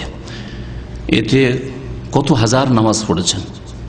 যদি একবারও যদি বলতেন আনা ইমামুন লিমান হাদারা ওয়া মান লাম ইয়াহজুর, তাহলে হাদিসে থাকতো না। যদি সাহাবায়ে কেরামরা বলতেন ইক্তাদাইতু বিহাযাল ইমাম, কোন হাদিসে থাকতো না। হাতু বুরহানাকুম ইন কুনতুম সাদিকিন, যারা এইসব বিদআত করছো তোমাদের যদি দলিল প্রমাণ থাকে নিয়ে আসো, যদি সত্যবাদী হও। এই দ্বিতীয় বিদআত। তৃতীয় বিদআত হচ্ছে মুসাল্লার দোয়া। আরবিতে মুসাল্লার, বাংলায় হচ্ছে, বরং বাংলা নয়, এটা ফার্সি ভাষা। যায় মানে জায়গা, জায়গাকে যাই বলে, আর নামাজ মানে নামাজ, যাই নামাজ মানে নামাজের জায়গা, আর মুসাল্লা মানে নামাজ পড়ার স্থান। তো মুসাল্লা মানে হচ্ছে যায় নামাজ, আরবিতে হচ্ছে মুসাল্লা, আর ফার্সিতে হচ্ছে যায় নামাজ। আর ওটাকে আমরা বাংলায় যাই নামাজ করে দিচ্ছি, আসল বাংলা হচ্ছে নামাজের স্থান। তো নামাজের স্থানে দাঁড়াবার একটি দোয়া লাগবে নাকি? আর সেই দোয়া নেওয়া হয়েছে হাদিস থেকে, কিন্তু জায়গা সেট করতে জানেনি, অন্য জায়গায় সেট করে দিয়েছে। মাথা ওপরে হইতে হবে, মাথাকে পায়ের কাছে লাগিয়ে দিয়েছে। আশ্চর্য কথা। ইন্নী ওয়াজহাতু ওয়াজহিয়া লিল্লাযী ফাতারাস সামাওয়াতি ওয়াল আরদা, হাদিস আছে, কিন্তু এই জায়নামাজের দোয়া নয়, আর তাকবীরের আগে পড়ার জিনিস নয়। আর জায়নামাজের দোয়া বলে কোনো দোয়া নেই, জায়নামাজের দোয়া বলে কোনো দোয়া নেই। এখন আছে কি তা তাহলে শোনায়। সহিহ মুসলিমের হাদিস, আবু দাউদের হাদিস, সুতরাং হাদিস হচ্ছে সহিহ। দুইটি হাদিস জায়নামাজের দোয়া সম্পর্কে আপনাদেরকে শোনাবো। জায়নামাজের দোয়া যে বিদআত এবং সেটার ক্ষেত্র আলাদা, অন্য জায়গায় সেটা শোনাবো আপনাদেরকে। বলছেন বর্ণনাকারী যে ওয়াকাল কানা রাসূলুল্লাহ সাল্লাল্লাহু আলাইহি ওয়াসাল্লাম ইযা ইসতাফতাহা সালাতা, রাসূলুল্লাহ সাল্লাল্লাহু আলাইহি ওয়াসাল্লাম যখন নামাজ শুরু করতেন, কাব্বারা, কি করতেন? তাকবীর দিতেন। নামাজ যখন শুরু করতেন কি করতেন? তাকবীর দিতেন। না যায় নামাজের দোয়া, না নাওয়াইতো পড়তেন। বললেন নামাজ শুরু করলে কি করতেন? কাব্বারা, তাহলে স্পষ্ট শুরু হইতো তাকবীর দিয়ে। সুম্মা কালা, তারপরে বলতেন, সুম্মা মানে অতঃপর, তারপর। তাকবীরের পরে বলতেন কি? ওয়াজ্জাহাতু ওয়াজহিয়া লিল্লাযী ফাতারাস সামাওয়াতি ওয়াল আরদা, ইলা আখিরি, শেষ পর্যন্ত। এই একটি সংক্ষেপে হাদিস। আর একটি বড় হাদিসও শুনিয়ে দিই এই ক্ষেত্রে। আলী ইবনে আবি তালিব রাদিয়াল্লাহু তাআলা আনহু থেকে বর্ণিত, রাসূলুল্লাহ সাল্লাল্লাহু আলাইহি ওয়াসাল্লাম থেকে তিনি লম্বা হাদিস নামাজ সম্পর্কে মনে করেছেন, কানা ইযা কামা ইলা সালাতিল মাকতুবাতি রাফা ইয়াদাইহি হাযওয়া মানকাবিহি। রাসূলুল্লাহ সাল্লাল্লাহু আলাইহি ওয়াসাল্লাম যখন ফরজ নামাজে দাঁড়াতেন তখন হাত উঠাতেন হাযওয়া মানকাবিহি, কাঁধ পর্যন্ত। কতদূর পর্যন্ত হাত উঠাইতে হবে এটা আরেকটা বিষয়। এই ক্ষেত্রে আমাদের দেশের মানুষরা ভুল করে থাকে, সেটা ইনশাআল্লাহ পরে আলোচনা করব, কারণ এখন ওই জায় নামাজের দুয়ার আলোচনা চলছে, সেই বিষয়টি আগে স্পষ্ট করি। এই হাদিসে আছে মানকাবিহি মানে কাঁধ পর্যন্ত, মানকেব বলা হয় এটাকে। এক মানকেব এটা হচ্ছে আরেক মানকেব, ডান দিকে বাম দিকে, দুই মানকেব পর্যন্ত হাত উঠাতেন, এতটা হাত উঠাতেন। ওয়াসনাউ আইযান ওয়াসনাউ যালিকা আইযান ইযা কাযা কিরাতাহু ওয়া আরাদা ইয়ারকা ওয়াসনাউ ইযা রাফা রাসু মিন, তারপর রাফিদানের বিষয়গুলিকে উল্লেখ করেছেন। তারপরে বলছেন নবী করিম সাল্লাল্লাহু আলাইহি ওয়াসাল্লাম কি করতেন, ওয়ায়াকুলু হিনা ইফতাতিহুস সালাতা বাদা তাকবীরি। আরো স্পষ্ট এটা, ওখানে অতঃপর করা হয়েছে, বলা হয়েছে নবী করিম সাল্লাল্লাহু আলাইহি ওয়াসাল্লামের হাদিসে, ওয়ায়াকুলু, এবং নবী করিম সাল্লাল্লাহু আলাইহি ওয়াসাল্লাম তাকবীরের পরে ফাকাব্বারা ওয়ায়াকুল, তাকবীর বলতেন, ওয়ায়াকুলু হিনা ইফতাতিহুস সালাতা, বলতেন নবী করিম সাল্লাল্লাহু আলাইহি ওয়াসাল্লাম যখন নামাজ আরম্ভ করতেন বাদা তাকবীরে। বলেন এখানে যারা আছেন সবাই বুঝেন বাদ মানে কি, পরে, আর তাকবীর মানে কি, তাকবীর। তাহলে বাদা তাকবীর মানে তাকবীরের পরে আল্লাহু আকবার বলার পরে বলতেন, ওয়াজ্জাহাতু ওয়াজহিয়া লিল্লাযী ফাতারাস সামাওয়াতি ওয়াল আরদা হানিফা ওয়া মা আনা মিনাল মুশরিকিন ইন্না সলাতি ওয়া নুসুকি ওয়া মাহইয়া ওয়া মামাতি লিল্লাহি রাব্বিল আলামিন লা শারীকা লাহু ওয়া বিযালিকা উমিরতু ওয়া আনা মিনাল মুসলিমিন। আর নবী করিম সাল্লাল্লাহু আলাইহি ওয়াসাল্লাম আউয়ালুল মুসলিমিন বলতেন, কারণ এই উম্মতের সর্বপ্রথম মুসলিম তিনি। তারপরে আরো বেশ কিছু এর অংশ রয়েছে। এই হাদিসটি তিরমিজিতে রয়েছে। ইমাম তিরমিজি রাহমাতুল্লাহ বলছেন, কালা হাযা হাদিসুন হাসানুন সহিহ, এই হাদিসটি হচ্ছে অত্যন্ত সুন্দর, হাসান এবং সনদের দিক থেকে বিশুদ্ধ সহিহ হাদিস। তাহলে তিরমিজির এক হাদিস পেশ করলাম যাতে আছে বাদাত তাকবীরে, তাকবীরের পরে ওয়াজ্জাহাতু ওয়াজহিয়া পড়তেন। আর সহিহ মুসলিমের হাদিস, আবু দাউদের হাদিস শুনাইলাম যাতে আছে তাকবীর দিতেন কাব্বারা সুম্মা কালা, তারপরে বলতেন ওয়াজ্জাহাতু ওয়াজহিয়া। এরপরে কি অস্পষ্ট থাকলো? আফি কুলুবিহিম মারাদুন আম ইরতাবু, কোরআনে কারীমে আল্লাহ পাক ইরশাদ করেছেন তাদের অন্তরে কি ব্যাধি আছে অথবা সন্দেহ আছে। এরপরে কি সন্দেহ আছে? যখন সন্দেহ নাই স্পষ্ট হাদিস শোনার পরে, তাহলে এরপরে যদি কেউ না মানে তাহলে আফি কুলুবিহিম মারাদ, অন্তরে ব্যাধি আছে। অন্তরের ব্যাধি দুই রকম, এক হচ্ছে সংশয়ের ব্যাধি আর এক হচ্ছে প্রবৃত্তির অনুসরণের ব্যাধি, শাহওয়াতের ব্যাধি। তো এখানে যারা রাসূলুল্লাহ সাল্লাল্লাহু আলাইহি ওয়াসাল্লামের হাদিসকে মানবে না তাদের অন্তরে সংশয়ের ব্যাধি রয়েছে, মারদুস শুবহাত। আল্লাহ পাক রব্বুল আলামিন যেন হিদায়াত করেন এবং অন্তরকে বাঁকা না করেন, সোজা করে দেন। রব্বানা লা তুযিগ কুলুবানা বা'দা ইয হাদাইতানা ওয়া হাব লানা মিন লাদুনকা রাহমাতান ইন্নাকা আনতাল ওয়াহ্হাব। এই তিনটি ভুল, বিশেষ করে বড় ভুল, যেই ভুলগুলি দিয়ে নামাজ শুরু হয়, এই জন্য এই বিষয়গুলিকে একটু ভালো করে বর্ণনা করলাম। আর প্রথমখানে একটু ভালো বিস্তারিত বর্ণনা করলাম যাতে করে আর এই ভুলগুলি না হয়। নামাজ শুরু করবেন কোথা থেকে? আবার বলি, হ্যাঁ, তাকবীরে তাহরিমা দিয়ে আল্লাহু আকবার দিয়ে নামাজ শুরু। তার আগে কোনো কিছুই নেই, না নামাইতু পড়া আছে ইসলামে, আর না ওয়াজহাতু ওয়াজহিয়া যায় নামাজের দোয়া পড়া আছে, না ইক্তাদাইতু বিহাযাল ইমাম বলা আছে, না ইমাম সাহেব আপনার জন্য আনা ইমামুল লিমান হাযারা ওয়া মাল্লাম ইয়াহযুর আছে, কোনো কিছুই নেই। এতগুলি যদি বিদাত করেন তো আল্লাহকে ভয় করেন আর পরিণাম চিন্তা করেন, মান আমিলা আমালা লাইসা আলাইহি আমরুনা ফাহুয়া রাদ্দুন, যে ব্যক্তি এমন কোন আমল করবে যেটা নবী করিম সাল্লাল্লাহু আলাইহি ওয়াসাল্লামের তরিকা হবে না, সেটা প্রত্যাখ্যাত হয়ে যাবে। আমাদের দেশের নামাজে আরো ভুল আছে। তার আগে আরেকটি কথা বলি। আচ্ছা, যদি আমরা হানাফি প্রখ্যাত আলেমের মন্তব্য পেশ করি তাহলে তাদের ঈমান আরেকটু মজবুত হবে যে নারী এটা আসলে মজহাবের দ্বন্দ্বের ব্যাপার নাই। কারণ অনেককে হাদিসের কথা বললেও মানতে রাজি না, হইতে পারে আমাদের মজহাবে আছে, আর ইনি যে বলছেন এটা হয়তো অন্য মজহাবের কথা হচ্ছে। এই রোগ আছে না? এটা হচ্ছে সংশয়ের রোগ, এটা হচ্ছে সংশয়ের রোগ, মারদুস শুবহাত।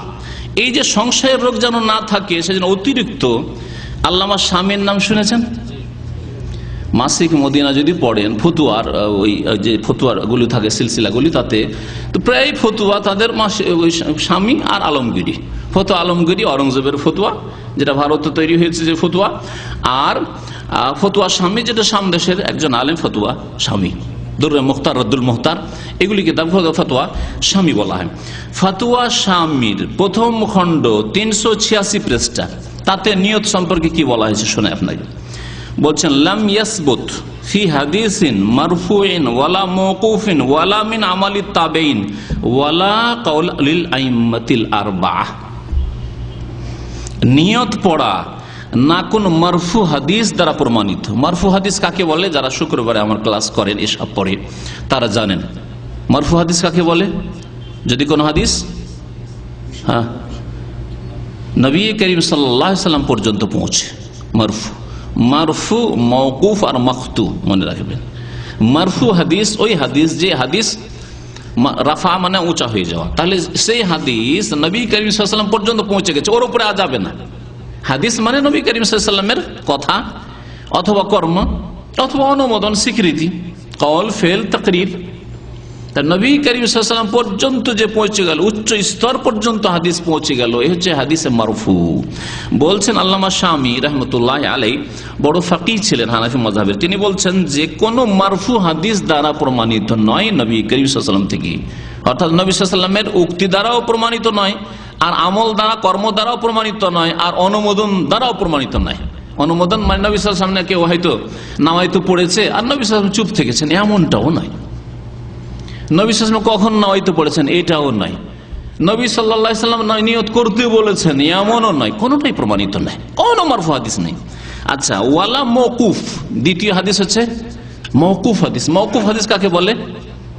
সাহাবায়ে কেরামের বচন অথবা সাহাবায়ে কেরামের আমলকে মওকুফ বলা হয়। যদি কোন সাহাবী আবু বকর, ওমর, উসমান, আলী, 1,24,000 বেশি সাহাবায়ে কেরাম, কোন এক সাহাবী বলতেন যে আমরা নিয়ত পড়তাম, তাহলে এটাকে বলতেন এটা মওকুফ হাদিস।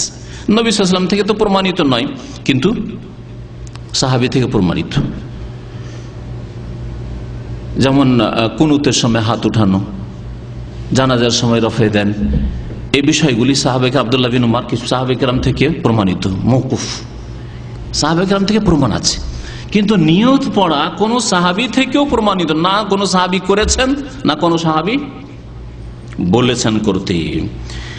আরো শোনেন, ওয়ালা মিন আমালি তাবেইন, না কোন তাবেইর আমল দ্বারা প্রমাণিত। তাবেইর আমল বা তাবেইর উক্তিকে বলা হয় মাকতু, মাকতু হাদিস। সেটা দলিল নাই, তবে বলা যেতে পারে যে নবী সাল্লাল্লাহু আলাইহি ওয়াসাল্লামের জামানার কাছাকাছি যখন হয়েছে, তাহলে হয়তো কোনো রাস্তা আছে বৈধতার কোনো রাস্তা আছে। কারণ তাবেঈনরা সাহাবায়ে কেরামদের ছাত্র ছিলেন, তাদের কাছ থেকে দিন শিখেছেন। তারা যদি নাওয়াইতে পড়ে থাকেন, তারা যদি নিয়ত করে থাকেন বা বলে থাকেন, তাহলে একটা হয়তো রাস্তা একটু বের হচ্ছে, তাও নেই। আর সাক্ষী দিয়েছেন আল্লামা শামী রাহমাতুল্লাহ আলাইহি। তাহলে তাবেঈনদের যুগ নেই। আরো শোনেন, 4 নম্বরে বলছেন ওয়ালা কাউলুল আইম্মাতিল আরবা। আরবা মানে কি? 4। আর আইম্মা মানে ইমামের জামা, ইমামের বহু বচন। 4 ইমাম, ইমাম আবু হানিফা রহমতুল্লাহ আলাইহি, ইমাম শাফিঈ রহমতুল্লাহ আলাইহি, ইমাম মালিক রহমতুল্লাহ আলাইহি, ইমাম আহমদ রহমতুল্লাহ আলাইহি। 4 ইমামের কোন ইমাম থেকেও প্রমাণিত নেই। এটা যদি আমি বলি তো হইতে পারে যে অন্য মযহাবের আলোচনা চলছে, আর আল্লামা শামী বললে কি বলবে এটা শাফি মযহাবের কথা আলোচনা চলছে, এটা হাম্বলি মযহাবের আলোচনা চলছে, এটা কি মালিকি মযহাবের আলোচনা চলছে? কখনো না।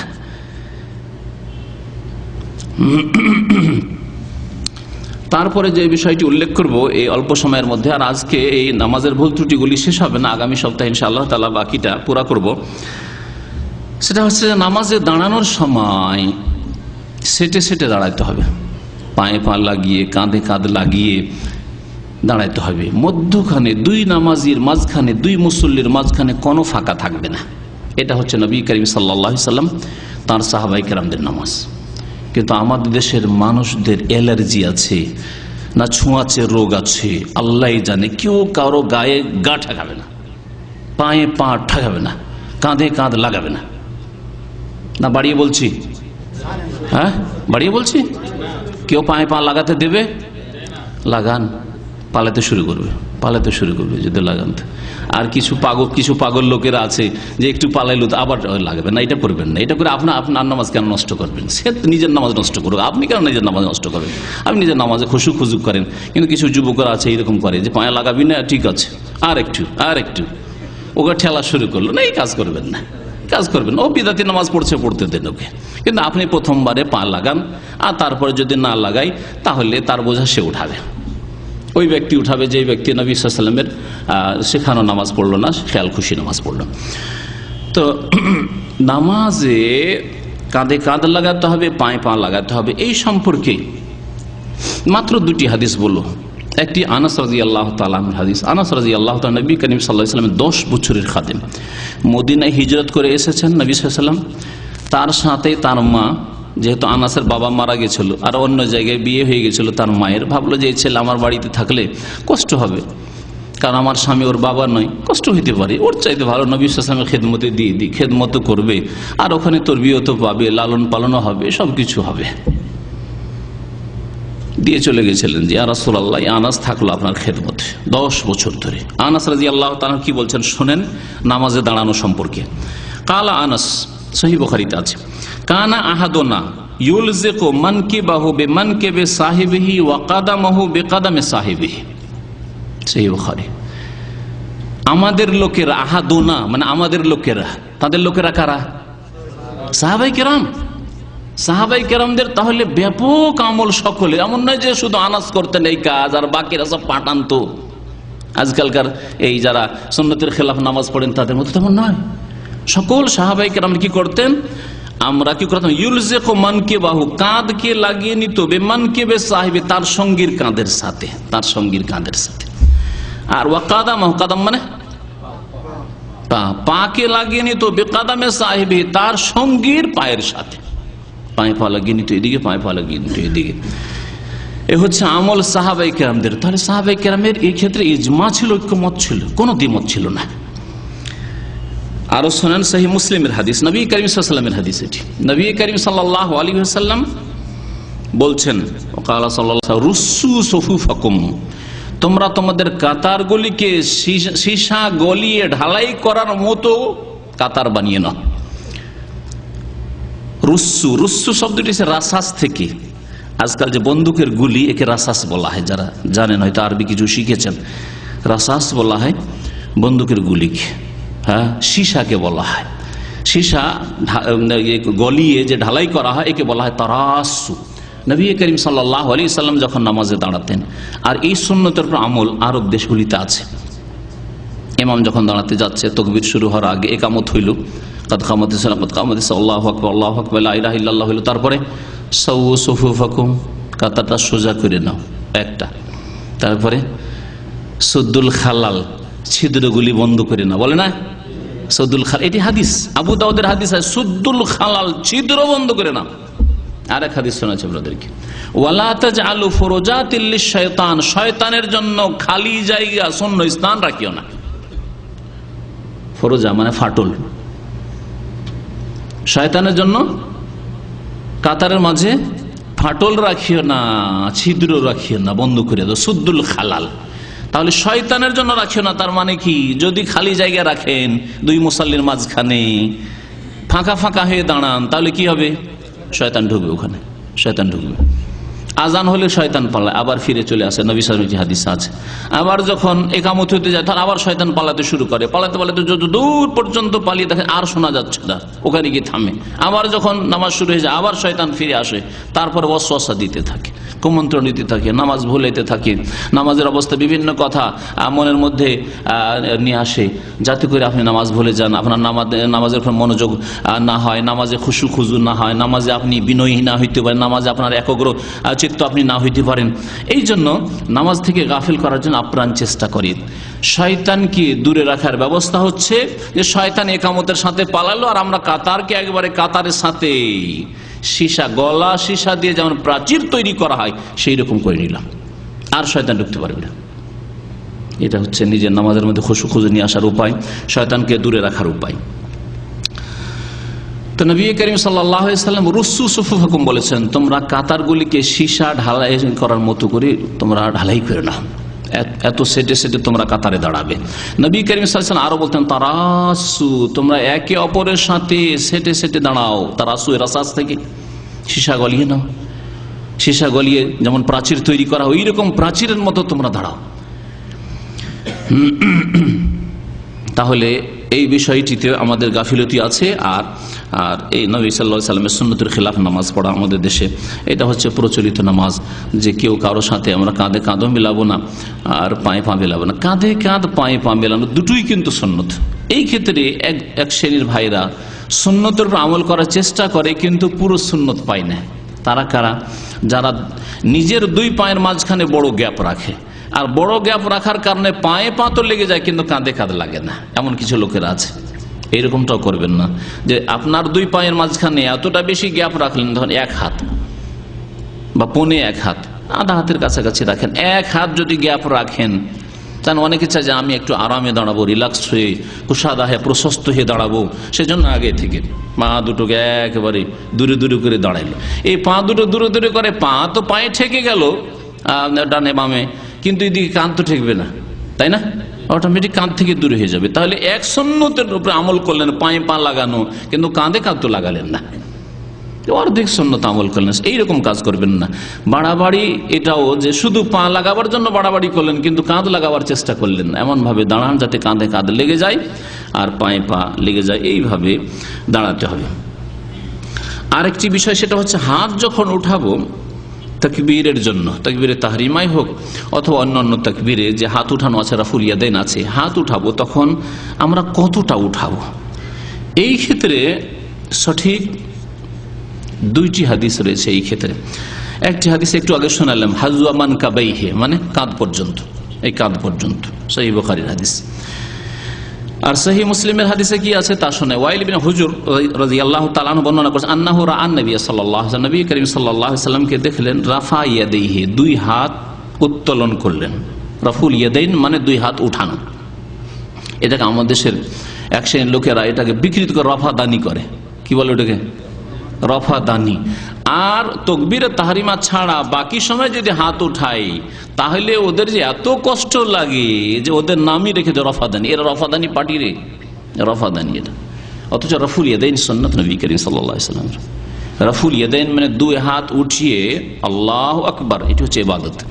নামাজের মধ্যে যেমন বাচনিক ইবাদত রয়েছে, হৃদয়ের ইবাদত রয়েছে, কলবের ইবাদত রয়েছে, তেমন অঙ্গ প্রত্যঙ্গের ইবাদত রয়েছে। এই 3 রকমের ইবাদতের সমষ্টির নাম হচ্ছে নামাজ, যেটা অনেকে খেয়াল করে না। কিছু লোক মনে করে যে দাঁড়াইলাম, রুকু গেলাম, সিজদা করলাম, বাস হয়ে গেল নামাজ, এক্সারসাইজ। ভিতরে দোয়া নামাজ সূরা কিছু মুখস্থ নাই, আছে হয়তো, যা ছিল ছিল, অর্ধেক আছে অর্ধেক নেই, এটাও চলবে না। তাহলে এক হচ্ছে অঙ্গ প্রত্যঙ্গের ইবাদত নামাজ, দ্বিতীয় হচ্ছে বাচনিক ইবাদত নামাজ। আপনি শুরু করেছেন তাকবীর দিয়ে, আপনার কথার ইবাদত, আল্লাহকে সবচেয়ে বড় বলে আপনি ঘোষণা করলেন আল্লাহু আকবার, আমার কাছে আল্লাহ ছাড়া আর কেউ বড় নেই। আল্লাহ পাকের ইবাদত চাইতে কারো ইবাদত বড় নেই, বা আল্লাহ পাক রব্বুল আলামিনের সাহায্য চাইতে কারো সাহায্য বড় নেই। আল্লাহ পাক রব্বুল আলামিনের বিধানের চাইতে বড় হওয়া তো দূরের কথা, তার বিধানের সমান কারো বিধান নেই। নামাজ পড়ার সময় আল্লাহু আকবার, আর কাজে কর্মে পার্থিব জীবনে মানব রচিত বিধান আল্লাহর বিধানের সমান হয়ে গেছে।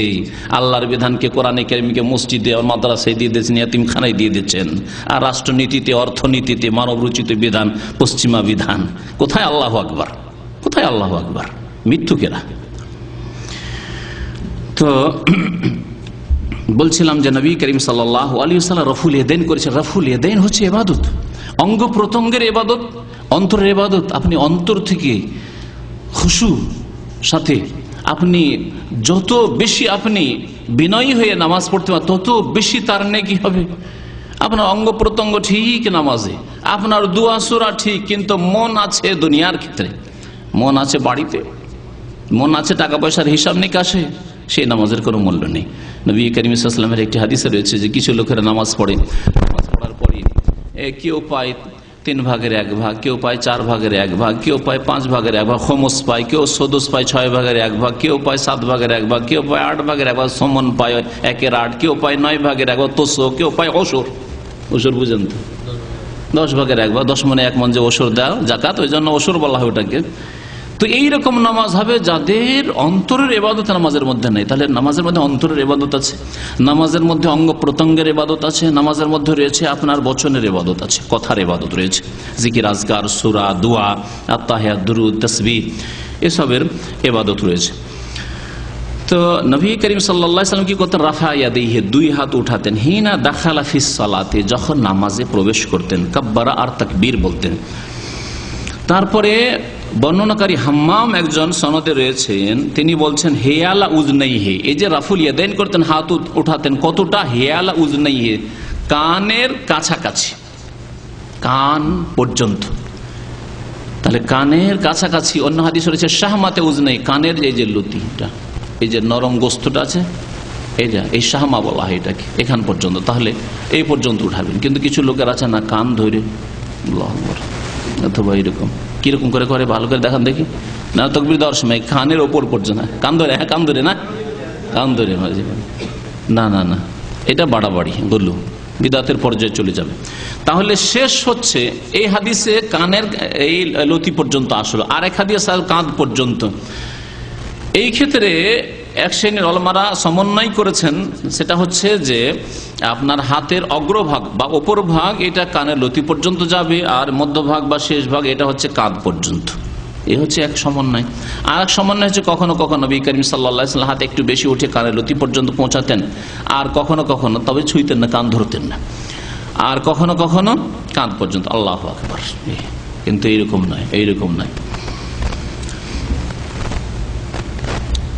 আরেকটি বিষয় হচ্ছে হাত রাখতে হবে কোথায়, হাত রাখতে হবে না রাখতে হবে না এক বিষয়, আরেকটা হচ্ছে হাত রাখতে হবে তো রাখতে হবে কোথায়। প্রথম কথা, হাত রাখতে হবে না হাত ছেড়ে দিয়ে? রাখতে হবে, রাখতে হবে, তাই না? মালিকিরা বলছেন না, হাত রাখতে হবে না, হাত ছেড়ে নামাজ পড়া। আর আমাদের দেশের কিছু বক্তা আছে যারা বলে সবটাই ঠিক, যেটা করবেন সেটাই ঠিক। আর তার একটা মিছা কথা বলে যে নবী সাল্লাল্লাহু আলাইহি ওয়াসাল্লাম সব রকম নামাজ পড়েছেন, কখনো হাত ছেড়ে পড়েছেন, কখনো নাভির নিচে পড়েছেন, কখনো বুকের উপরে পড়েছেন, আপনি যেটা করবেন সেটাইতে হবে না, এমন কথা নেই শরীয়তে। আসলে ইমাম মালিক রহমতুল্লাহ আলাইহি শেষ জামানায় অসুস্থ ছিলেন, তার উপর জুলুম করা হয়েছিল জালেম শাসকের পক্ষ থেকে, তার হাতটা উঠছিল না। এই অবস্থায়, অসহায় অবস্থায়, অসুস্থ অবস্থায় হাত উঠাতে পারেননি, কয়েকদিন হাত ছাড়া অবস্থায় নামাজ পড়েছেন, সেটাই শরীয়ত হয়ে গেল। ইমামের আমল অসুস্থ অবস্থার, নিরুপায় অবস্থার আমল দলিল হয়ে গেল। আর রাসূলুল্লাহ সাল্লাল্লাহু আলাইহি ওয়াসাল্লাম সারা জীবন হাত বেঁধে নামাজ পড়লেন, সেটা উপেক্ষা করলেন। এই নামাজ কি আল্লাহ কবুল করবে? না, মোটেই না। এই ক্ষেত্রে একটি হাদিস শুধু শোনাই যে নবী সাল্লাল্লাহু আলাইহি ওয়াসাল্লাম হাত বাঁধতেন। ওই হাদিসে রয়েছে সহিহ মুসলিমের হাদিস, সুম্মা ইলতাহাফা বিসাওবিহি সুম্মা ওয়াদা ইয়াদাহুল ইয়ুমনা আলাল ইউসরা। তারপরে নবী করিম সাল্লাল্লাহু আলাইহি ওয়াসাল্লাম ডান হাতকে বাম হাতের উপর রাখলেন, ডান হাতকে বাম হাতের উপর রাখলেন। এই ক্ষেত্রে কেউ বলছে এইভাবে রাখতে হবে, কেউ বলছে এইভাবে, কেউ এইভাবে রেখে থাকেন না, আপনি মধ্যম পন্থা অবলম্বন করেন, এইভাবে রাখেন। হাতের কিছুটা অংশ এর উপরে থাকুক আর কিছুটা আপনার বাহুর উপর থাকুক, এইভাবে হাত রাখেন। যাই হোক, হাতের ওপর হাত রাখতে হবে, সহিহ মুসলিমের হাদিস। সুতরাং হাত ছেড়ে নামাজ পড়া মোটেই সুন্নত নাই। আর এই ক্ষেত্রে কেউ যদি বলে তাহলে বিনা এলেমে আল্লাহ সম্পর্কে, আল্লাহর দিন সম্পর্কে কথা বললো, যারা কখনো কখনো নবী সাল্লাল্লাহু আলাইহি ওয়াসাল্লাম হাত ছেড়ে নামাজ পড়েছেন, এটা ইসলাম নয়। এখন হাত রাখতে হবে কোথায়? এই ক্ষেত্রে সহিহ হাদিস হচ্ছে বুকের ওপরে হাত রাখা। পক্ষান্তরে নাভির নিচের হাদিস হচ্ছে যায়িফ। মুহাদ্দিসিন কিরামদের নিকট, যারা হাদিসের পণ্ডিত, হাদিসের সনদ সূত্র যাদের সাবজেক্ট ছিল, তারা নাভির নিচের হাত বাঁধার হাদিসকে যায়িফ বলেছেন। তাউস রহমতুল্লাহ আলাইহি প্রখ্যাত তাবেঈ ছিলেন, তিনি বর্ণনা করেছেন, আবু দাউদে এই হাদিসটি আছে। বলছেন যে কানা রাসূলুল্লাহ সাল্লাল্লাহু আলাইহি ওয়াসাল্লাম ইয়াদাউ ইয়াদাহুল ইয়ুমনা আলা ইয়াদিহিল ইউসরা। রাসূলুল্লাহ সাল্লাল্লাহু আলাইহি ওয়াসাল্লাম ডান হাতকে বাম হাতের উপর রাখতেন, সুম্মা ইয়াশুদ্দু বাইনাহুমা, তারপরে দুটোকে মজবুত করে ধারণ করতে, ঢিলা করে নয়, বরং মজবুত করে ধারণ করতেন। আলা সাদরিহি, সাদর মানে বুক, বক্ষের ওপর, চেস্টের ওপর, বুকের ওপর ধরতেন। ওয়া হুয়া ফিস সালাতে, নবী সাল্লাল্লাহু আলাইহি ওয়াসাল্লাম যখন নামাজে হইতেন, তা নামাজে থাকা অবস্থায় তিনি বুকের ওপর হাত ধারণ করতেন। সুনানে আবু দাউদের হাদিস। এই হাদিসটি যদিও মুরসাল, কিন্তু এর সমর্থনে মুরসাল হাদিস ইমাম আবু হানিফা রাহমাতুল্লাহ নিকট দলিল। প্রথম কথা, মুরসাল হাদিস জয়ীফ না সহি এই বিষয়ে মুহাদ্দিসিনদের মত ইখতিলাফ রয়েছে, মতানৈক্য রয়েছে, কিন্তু ইমাম আবু হানিফা রাহমাতুল্লাহর নিকট মুরসাল হাদিস দলিল। তাবেই যদি বলেন যে রাসূলুল্লাহ সাল্লাল্লাহু আলাইহি ওয়াসাল্লাম বলেছেন, মধ্যখানে সাহাবীর নাম উল্লেখ করলেন না, সাহাবী কে ছিলেন তিনি, তার নাম শুধু উল্লেখ করা হয়নি, এই হাদিস দলিল। এই হাদিস এখানে পেশ করলাম যাতে রয়েছে সিনার কথা, সিনার উপর, বুকের উপর হাত বাঁধতে হবে। আর একটি হাদিস মরফু হাদিস শুনে নবী সাল্লাল্লাহু আলাইহি ওয়াসাল্লাম থেকে ওয়াইল ইবনে হুজর রাদিয়াল্লাহু তাআলা আনহু বর্ণনা করেছেন, কাল সাল্লাইতু মা রাসূলিল্লাহ সাল্লাল্লাহু আলাইহি ওয়াসাল্লাম, আমি রাসূলুল্লাহ সাল্লাল্লাহু আলাইহি ওয়াসাল্লামের সাথে নামাজ পড়লাম। ওয়া ওয়াদা ইয়াদাহুল ইয়ুমনা আলা ইয়াদিহিল ইউসরা, রাসূলুল্লাহ সাল্লাল্লাহু আলাইহি ওয়াসাল্লাম ডান হাতকে রাখলেন বাম হাতের উপর। তাহলে হাত রাখলেন, হাত ছেড়ে নামাজ পড়েননি কখন নবী সাল্লাল্লাহু আলাইহি ওয়াসাল্লাম। কোথায় রাখলেন? আলা সাদরিহি, তার বুকের উপর, তার বুকের উপর হাত রাখেন। এই হাদিসটি সহিহ ইবনে খুজাইমার হাদিস। এই দুইটি হাদিস, বিশেষ করে একটি আবু দাউদে রয়েছে যেটি মুরসাল, আর এটি হচ্ছে মরফু হাদিস। নবী সাল্লাল্লাহু আলাইহি ওয়াসাল্লামের ওয়াইল ইবনে হুজর রাদিয়াল্লাহু তাআলা আনহু দেখেছেন নবী সাল্লাল্লাহু আলাইহি ওয়াসাল্লামকে, যে নবী সাল্লাল্লাহু আলাইহি ওয়াসাল্লাম বুকের উপর হাত বেঁধেছেন। সুতরাং বুকের উপর হাত বেঁধে নামাজ পড়াই হচ্ছে সহিহ সুন্নাত, এবং সহিহ সুন্নাতের উপরে আমল করার চেষ্টা করবেন। আল্লাহ পাক যেন তৌফিক দান করেন। এই কয়েকটি বিষয় নিয়ে আলোচনা করলাম। বাকি বিষয়গুলি যে নামাজের শেষ পর্যন্ত রয়েছে, আর যে বিষয়গুলিতে মতানৈক্য রয়েছে, সেই ক্ষেত্রে সহিহ সিদ্ধান্ত রাসূলুল্লাহ সাল্লাল্লাহু আলাইহি ওয়াসাল্লামের সহিহ হাদিসের কি এবং সহিহ নামাজ কোনটি, আগামী আলোচনায় ইনশাআল্লাহ তাআলা বাকিটা সম্পূর্ণ করার চেষ্টা করব। আল্লাহ পাক রব্বুল আলামিন যেন নবী করিম সাল্লাল্লাহু আলাইহি ওয়াসাল্লামের তরিকায় নামাজ পড়ার তৌফিক দান করেন। বিশেষ করে নামাজের ক্ষেত্রে বিদআত থেকে বেঁচে থাকবেন। যদি এক আধটি সুন্নত ছুটে যায়, সুন্নত ছুটলো, কিছু নেকি কম হইলো, কিন্তু যদি সুন্নত না বিদআত ঢুকিয়ে দিলেন আপনি, এক হচ্ছে কম করা, সুন্নত কম করা, তাহলে নেকি কম হইলো, কিন্তু নামাজ কবুল হবে, নামাজ কবুল হবে, নেকি কম হইলো।